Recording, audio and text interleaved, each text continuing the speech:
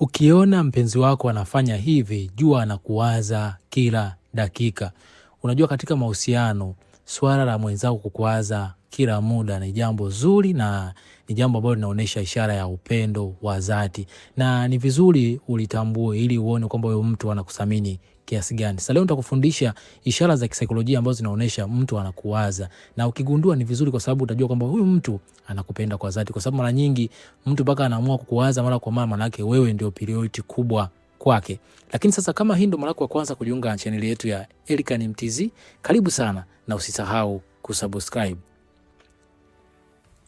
Okay, sasa tutaangalia ishara za asili ambazo watu waga wanajikuta wanazifanya bila hata wao kujua, kwa sababu huwa zinadhihirisha kwamba huyu mtu alikuwa anakuwaza mara kwa mara. Yeye anaweza kafanya kwa kawaida anaona ni kitu cha kawaida, lakini hizo ishara waga zinatoa siri kwamba huyu mtu huwa anakufikiria na kukuwaza mara kwa mara, na ni ishara ya upendo na kuonesha kwamba wewe ni muhimu sana kwake. Okay, sasa ishara ya kwanza kabisa ni ujumbe wa ghafla. Unakuta anakutumia ujumbe hata bila sababu maalum. Hii inaonyesha kuwa unachukua nafasi kubwa akilini mwake kiasi kwamba anahisi hitaji la kuwasiliana nawe mara kwa mara. Unakuta tu umekaa unashangaa message yake, na ukiona mtu anakutumia message kwa sasa hivi dunia ambapo ina mambo mengi, yani sasa hivi teknolojia imeshakuwa kubwa, watu wako busy na mitandao ya kijamii na sehemu mbalimbali na mambo mbalimbali. Ukiona paka mtu anakutumia message, maana yake ulipita kwenye akili yake na kukufikiria, ndio maana akukumbuka kaona ngoja akutumie message. Lakini kitu kingine wewe kwamba kwake ni kipaumbele kikubwa, yani wewe ni priority kwake, kwa sababu paka anakutumia message, manake ni mtu ambaye anakuthamini. Sio rahisi kwa mtu wa sasa kama yuko busy na mambo yake mengine alafu akakukumbuka akakutumia message, inakuwa sio kitu ambacho ni cha kawaida. Lakini pia katika huu ujumbe mara nyingi wakati angalia vile jinsi anavyokutafuta, anakuwa anatamani kuzungumza na wewe, anakuwa anatamani kutengeneza mazingira ya kuanza kuzungumza na wewe. Anaweza kutumia message ya kukuambia habari au nimekumisi au hali yako vipi, ili kutengeneza tu mazingira ya kuendelea kuongea. Anaweza kutafuta emoji ya kutumia, anaweza kucomment kwenye status yako ili tu mwanze tena kuzungumza, anaweza kukutumia labda video ili tu mwanze kuzungumza. Yeye anatengeneza mazingira ya yeye kuwa karibu na wewe, kwa sababu wewe ndio mtu ambaye anakusamia. So ukiona hicho kitu, manake inatoa ishara kwamba wewe mtu waga anakufikiria mara kwa mara, kwa sababu paka amekuja kukutumia ujumbe, manake ulipita kwenye akili yake na kwenye mawazo yake, ndio maana akaamua kukutumia ujumbe. Akaona isiishie tu hivyo, akutafute ili ajisikie vizuri, kwa sababu wewe ndio mtu ambaye unamfanya ajisikie vizuri. Lakini pia jambo la pili au ishara ya pili ni kumbukumbu nzuri. Anapokumbuka hata vitu vidogo ulivyomwambia muda mrefu uliopita, hii ni ishara kwamba anafuatia kila hatua yako kwa makini sana. Unajua si binadamu huwa tunahifadhi vitu vya muhimu zaidi, kwa sababu ubongo wetu unakutana mambo mengi sana. Sasa ukiona mtu umemwambia jambo la kawaida tu akalikumbuka, kwa mfano chakula unachokipenda, jina la rafiki yako, au sehemu ambayo utakuwa kwenda kufanya kazi labda mwezi uliopita, akawa anakumbuka hata shule uliyosoma, maana yake wewe ni mtu wa muhimu sana. Na wewe mara nyingi kwa sababu paka akukumbuke au akumbuke hayo mambo, maana yake huwa wewe anakuwaza mara kwa mara, taarifa zako waga zinazunguka kichwani mwake. Na mara nyingi hiyo inaonyesha kwamba huyo mtu kwamba kila kitu unachokisema kwake anakithamini na anaona wewe ni mtu wa muhimu sana, kwa sababu vitu vya muhimu zaidi binadamu sisi ndio waga tunavihifadhi na tunaviweka kwenye kumbukumbu ya muda mrefu. Kwa hiyo ukiona hiyo hali inatokea, maana yake wewe mtu huwa anakufikiria na kukuwaza sana, ndio maana hasahau kila kitu ambacho kinakuhusu wewe. Unakuta anakumbuka kitu ambacho ulisemaga upendi, anaelewa vitu gani ambavyo unafurahia. Hiyo ni ishara kwamba huyo mtu anakuwaza, lakini pia anakufikiria sana, na wewe kwake ni mtu wa muhimu sana.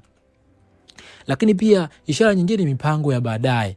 Anapozungumzia mipango inayokuhusisha wewe, anakuona kama sehemu muhimu ya maisha yake ya mbeleni, na huu ni udhibitisho wa thamani yako kwake. Unajua ushaanza kumuona mtu anaacha kupiga story za kujihusisha yeye tu, yani ya kusema mimi, anaanza kusema sisi. Hiyo ni ishara kubwa kwamba wewe unazunguka kwenye mawazo yake na ameshaanza kukutengeneza wewe kuwa sehemu ya maisha yake, na wewe ni muhimu sana. Unakuta labda anaweka mipango, labda mwezi ujao tutaenda sehemu fulani, au tena kuangalia movie sehemu fulani, au tutatoka tuende sehemu fulani. Yani anakuwa anatengeneza mazingira ya mipango ambayo inakuhusisha na wewe. Hiyo inakuwa inaonyesha kwamba wewe ndio mtu wa muhimu zaidi kwake, na mara nyingi huwa anakufikiria na kukuwaza kwa sababu wewe ni sehemu yake ya maisha. Na hiyo inaonyesha kwamba tayari ameshatoka kwenye ile kama ni urafiki wa kawaida, maana yake ameshaanza kukuweka kwenye kundi la watu ambao ni wa karibu zaidi kwake na watu ambao anawasamini. Kwa hiyo utagundua tu, unakuta mkipiga story anakuambia mipango ambayo inakuhusisha na wewe, anaweza kuomba ushauri ambao anakuomba na wewe maoni yako uchangie kitu. Yani hawezi kufanya kitu mpaka na wewe pia uongezee, manake wewe ni sehemu kubwa ya maisha yake. Kwa sababu mara nyingi si binadamu huwa hatushirikishi watu ambao hatuwasamini au hatuna nao karibu mkubwa zaidi. So ukiona hivyo vitu, unajua kwa sababu huyu mtu huwa anakuwazia na anakufikiria kwa sababu amekuona wewe ni sehemu yake ya maisha yake. Lakini pia ukaribu wa hisia, ukaribu wa kihisia, hii ni ishara nyingine ambayo inaweza kuonyesha kwamba huyu mtu waga anakuwaza kila muda. Unapokuwa naye anahisi utulivu na raha. Hisia hizi za ndani mara nyingi husababisha watu kutamani ukaribu na kuvutika kihisia. Sasa unajua kwenye ukaribu wa kihisia ni ile hali pia ambayo mtu anaweza kuanza kushirikisha mambo yake, stories zake, mambo ambayo anayapenda, mambo ambayo yanamuumiza.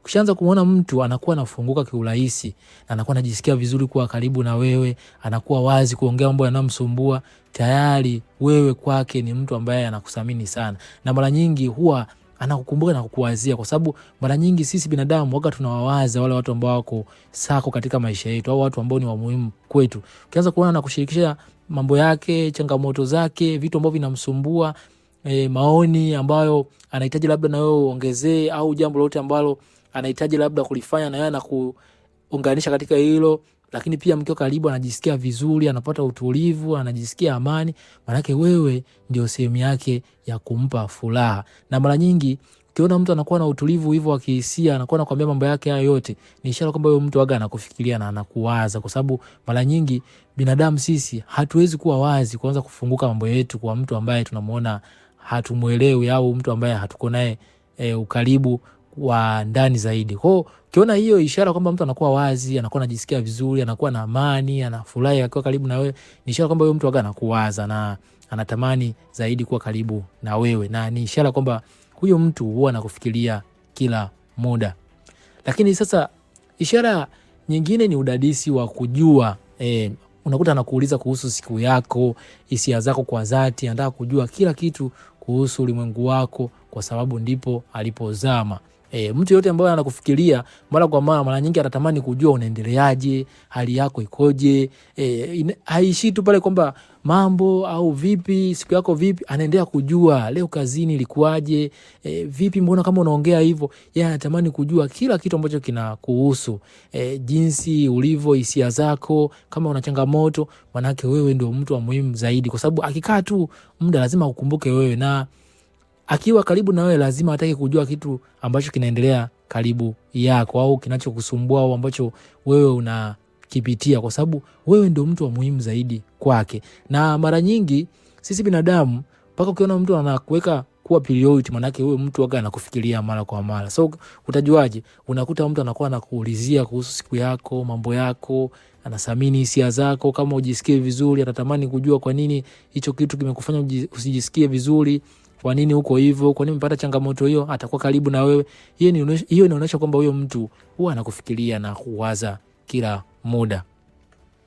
So sasa hizi ishara zote ni lazima uwe makini, uwe na uwiano wa kufananisha. Kuna watu ambao wanajua kuigiza. Kuna mtu anaweza akatengeneza mazingira ya kufanya vitu vyote hivi ili akukamate. Sasa ili kutofautisha lazima uangalie na matendo. Ukiona mtu anafanya hivyo afu matendo yake yanakuwa sifuri, yani haoneshi upendo wowote, maana yake huyu mtu ambaye anakudanganya, au ni mtu ambaye anakuchezea kiakili, hana ukweli wowote.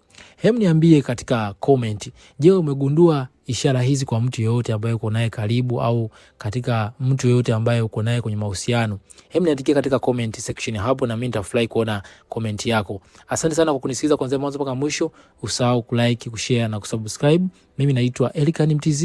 Paka wakati mwingine, bye bye na uwe na siku njema.